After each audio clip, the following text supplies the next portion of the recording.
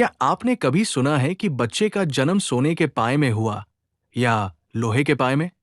क्या सच में इससे बच्चे का भविष्य और परिवार की किस्मत बदलती है?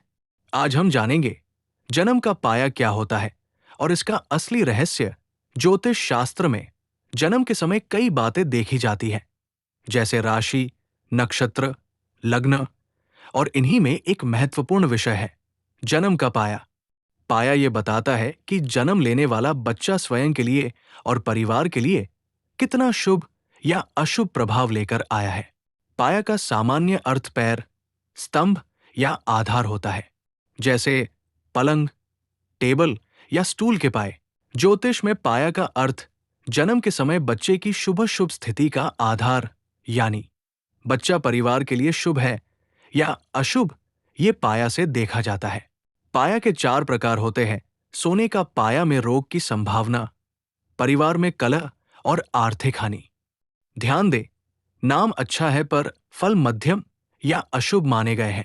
चांदी का पाया सबसे श्रेष्ठ, में सुख, संपत्ति, लाभ, समृद्धि और परिवार में खुशहाली, ये सबसे शुभ पाया माना जाता है। तांबे के पाए में सामान्य जीवन और साधारण सुख, न अधिक शुभ न अधिक अशुभ, ये मध्यम परिणाम देता है।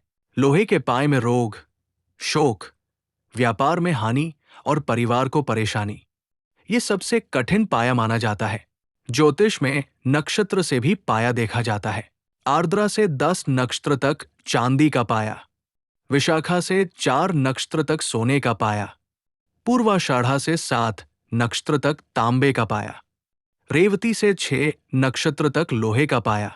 जन्म कुंडली में चंद्रमा जिस भाव में होता है, उसके आधार पर भी पाया देखा जाता है।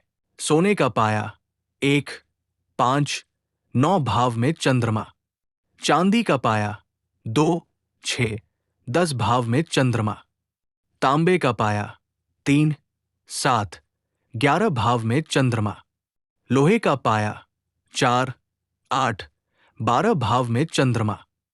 बच्चा अपना प्रभाव किस पर डालेगा? जैसे स्वयं, माता, पिता, संतान, शत्रु, ये गणना कुंडली देखकर निकाली जाती है।